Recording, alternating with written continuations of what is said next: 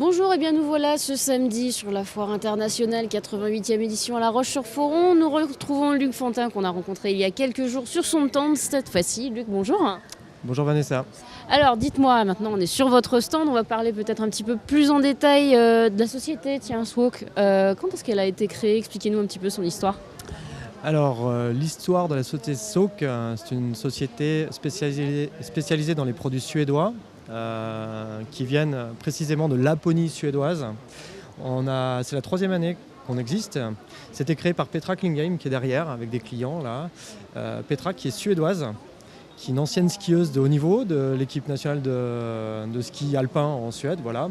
Et c'est un produit qui est très très utilisé en Suède parce que là-bas ils n'ont pas d'électricité. Souvent on part en week-end dans des petites maisons où on a juste de l'eau, du bois. Donc on a de quoi se faire un feu de bois. Et le principe c'est ça, on met juste de l'eau dans le bain, on fait un feu de bois, ça chauffe l'eau et on en profite tel quel. On va dire que le pari était un peu osé sur un produit comme ça, justement face à des spas qui chauffent, qui sont branchés électriquement et tout ça. Oui, alors par rapport à ça, on n'est quand même pas tout à fait sur le même esprit. Évidemment, on est sur un spa également. La grosse différence, c'est que les gens, de plus en plus, recherchent un produit écologique, très naturel, cocooning, avec un entretien minimum, facile à utiliser. Et c'est ce qu'on offre finalement. C'est quelque chose, on revient un petit peu aux fondamentaux du spa, et tel qu'on le consomme encore aujourd'hui en Suède ou dans les pays du Nord. On a en Norvège, on a en Suède, en Finlande, en Russie, au Canada, etc. quoi. Alors depuis 3 ans, comment ça se passe justement? Parce que comme je vous disais, face au spa, est-ce que justement la clientèle au fur et à mesure commence à connaître les produits, s'intéresse de plus en plus? Alors, on avait déjà de la concurrence. C'est un produit qui est rentré en France il y a à peu près une quinzaine d'années. À peu près. On est grosso modo à 5-6 sociétés sérieuses, à mon sens, en France, à vendre ce type de produit. Nous sommes les seuls à vendre un produit typique et 100% suédois, qui vient vraiment de Suède, tel qu'on l'a là-bas. Mais en fait, c'est un produit qui fonctionne bien. On va vraiment s'adresser à des gens, aussi bien le couple d'étudiants qui n'a pas beaucoup d'argent, qui ont un petit jardin, on peut leur mettre un petit modèle, ça vaut environ 3 000 €, comme des hôtels 5 étoiles dans des stations de luxe, parce que la clientèle spa classique, ils ont déjà ça depuis des années. Ils ont besoin de nouveautés et il y a ce côté chalet, feu de bois, peau de bête, sous la neige, etc., sous les étoiles en fait, qui leur plaît beaucoup, et silencieuse, parce que c'est silencieux, ça fait pas de bruit et ça c'est un gros avantage. Voilà. Alors, il y a on va dire le bain, la partie spa donc, qu'on a là où Petra est en train de le présenter. Et on a aussi donc le sauna qui est juste derrière. Là justement Laurent est en train de faire des images. On peut en parler justement de ce sauna qu'on voit derrière? Oui, on peut en parler, on va voir ou... Il est à l'intérieur là, donc je pense qu'on le voit sur les images. Ok, alors ça c'est notre plus petit... Bon bah on va à l'intérieur. C'est le plus petit, bah, dis Allez. donc. Pour un modèle qui est petit, il est quand même costaud. Hein. Alors là, on est dans notre modèle le plus vendu, on en vend pas mal. Le budget, allez, on va le dire tout de suite comme ça. Le budget sur ce modèle-là, on a 7 700 €, tout compris, tel qu'il est là.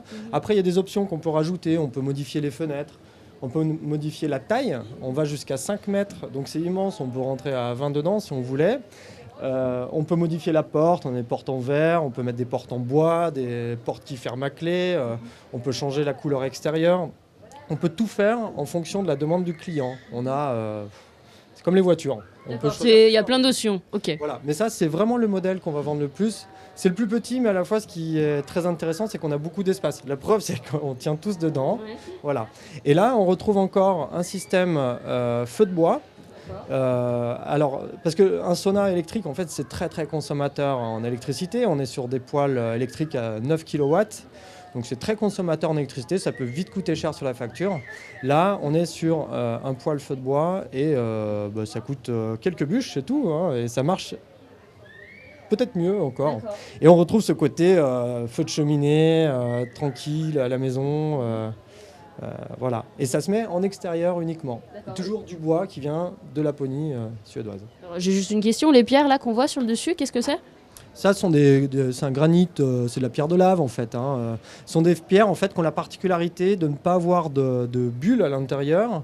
Elles ne sont pas fendues parce que si la pierre, s'il y a une petite bulle ou petit quelque chose à l'intérieur, dès que ça va chauffer, ça va éclater.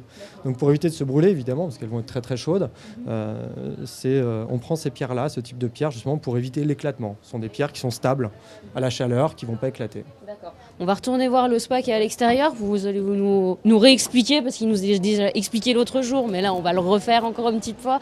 Nous réexpliquer le système, comment il fonctionne, qu'est-ce qu'on a comme élément dans celui-ci. Alors ça c'est un spa 180 cm, il faut savoir qu'on a des tailles qui vont de 120 à 4 mètres pour les plus grands. Ça c'est notre modèle le plus vendu. Il plaît beaucoup parce qu'il est assez optimal en termes de taille. On peut rentrer à 6-7 personnes adultes. C'est quand même un bon volume, il y a à peu près 2 mètres cubes d'eau. Donc le principe, on remplit d'eau, simplement. On va faire un feu de bois, donc c'est un poêle inox. Donc ça c'est increvable. Nous on garantit tout ça 5 ans. C'est hyper solide. On a des modèles qui ont plus de 15 ans maintenant en Suède de ce modèle-là et qui fonctionnent toujours aussi bien, les clients toujours aussi contents, donc pas de souci. Voilà. Donc on a un échangeur thermique vertical avec 4 tubes là-bas. Je ne sais pas si on peut le voir, mais c'est assez important. Voilà. Donc le poêle ne repose pas directement sur le sol. Il est environ à 10 cm du sol. Et il va y avoir un thermodynamisme en réchauffant l'eau en fait. L'eau froide est en bas, l'eau chaude va monter. Voilà. Donc on fournit aussi une rame pour homogénéiser un petit peu la température de l'eau, pour que tout le bain soit à la même température, parce qu'en fait ça chauffe en strates. Voilà. Alors c'est relativement simple, ça chauffe, ça monte en température 12 à 13 degrés par heure. Donc il faut grosso modo 2 heures pour chauffer. Alors il y en a qui vont dire oui mais il faut faire le feu, etc. Alors faire un feu c'est pas très compliqué, mais c'est vrai que ça se prévoit un petit peu plus qu'un spa électrique. C'est pas du tout la même consommation. Mais je pense qu'il n'y a pas justement par rapport à vos clients qui ont l'habitude maintenant de l'utiliser, je pense qu'il y a un plaisir à aller se dire je vais aller préparer mon spa, il va mettre peut-être 2 heures à chauffer, mais quand je vais aller dedans, je vais avoir plaisir à aller dedans justement. Ouais exactement, c'est ça, c'est ce côté, je l'ai fait moi-même, j'ai pas fait qu'appuyer sur un bouton. J'ai ramené du bois avec les copains, on fait son petit feu, on l'allume, on remplit de bois et puis on va prendre l'apéritif, dîner et après dîner on se met dedans et on peut y passer 2, 3 heures, 4 heures sous la neige, dans le froid. Même quand il fait moins 15 à l'extérieur, il n'y a pas de souci. Le seul truc, faire attention de ne pas glisser en sortant, c'est tout. Voilà. Mais en fait, voilà, la simplicité fait que c'est très très convivial. Et le fait que ça soit silencieux, c'est un vrai confort parce qu'on peut parler sans trop lever la voix. Donc même des gens qui ont des enfants qui dorment, etc., où on ne veut pas déranger les voisins s'il y a la proximité, là on ne dérange personne. Il n'y a pas un bruit de moteur ou quoi que ce soit. Sachant qu'on peut adapter des systèmes pour les hôtels ou pour les professionnels parce qu'on doit répondre à des normes de filtration d'eau, etc. On peut adapter des systèmes de filtration qui nous permettent d'avoir une eau toujours impeccable. Pour les professionnels, en France, on n'a pas le choix, c'est le chlore, c'est comme ça. Mais après, pour les particuliers, on a des systèmes au stérilisateur au sel, donc avec une eau qui est légèrement salée et ça marche très bien, c'est assez économique. Alors Voilà. tiens, je pense justement au côté économique, est-ce qu'on peut éventuellement associer ça à une cuve de récupération d'eau de pluie et utiliser éventuellement l'eau de pluie justement pour le remplir? Alors, on peut utiliser l'eau de pluie pour le remplir, sachant que l'eau de pluie est naturellement acide. On parle des pluies acides qui tuent un petit peu les forêts dans certains coins, voilà, où il y a de la pollution. Donc c'est vrai que l'eau, on va essayer si on la récupère dans un récipient, ce qu'il faut, c'est remonter un petit peu le pH, que ça ne soit pas trop acide, en mettant par exemple une roche calcaire dedans, ou un moellon. Si on a un récupérateur d'eau de pluie en béton, il n'y a pas de problème. On va pouvoir utiliser l'eau directement, elle ne sera pas trop acide. Voilà. Mais si on prend dans une cuve en résine ou en plastique, voilà, il faut mettre un moellon dedans, ça suffit, c'est un petit remède facile. Et on peut utiliser l'eau. Et après, l'eau, on peut l'utiliser pour arroser son jardin. C'est super au final, hein. On fait tout avec ça en fait. On ne pollue pas, non, on n'est pas polluant du tout pour l'environnement. Et c'est aussi un avantage, c'est qu'une eau non polluante, on va pouvoir la rejeter dans l'environnement, à l'eau de pluie, aux eaux pluviales, sans problème. Donc c'est vraiment, ça demande un minimum d'installation finalement. Bah écoutez Luc, je crois qu'on a fait un petit peu le tour. On vous retrouve sur cette foire, dans quel hall, à quel endroit? Alors c'est le hall aménagement extérieur, voilà, ouais. Et on est le F94. F94, on est sur l'avenue principale. Et en dehors de cette foire, on vous retrouve où? Est-ce qu'il y a un site internet? Alors, il y a un site internet, c'est sowk.fr, SOWK.fr, où on a pas mal de renseignements. On a une vue 3D aussi de l'intérieur du sauna, toutes nos options qu'on peut proposer, etc. Après, on a un atelier qui se situe au Col des Vires. Donc, je pense que tout le monde connaît, les gens de La Roche connaissent. Donc c'est entre Annecy et La Roche-sur-Foron, pas bien loin de Genève non plus.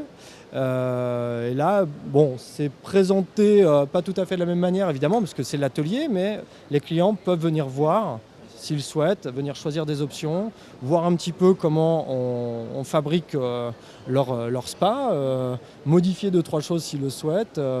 Donc c'est plutôt sympa parce que ça a ce côté convivial, un petit peu unique. On est quand même un peu dans l'artisanat, on n'est pas dans l'industriel. Nous, on ne produit pas 1000 pièces par an, hein. On est quand même sur des... C'est plus réduit que ça. Mais c'est aussi un avantage. Voilà. Merci beaucoup, Luc. Puis on vous souhaite une bonne foire. Puis quant à nous, on se retrouve un petit peu plus tard avec d'autres exposants de la foire.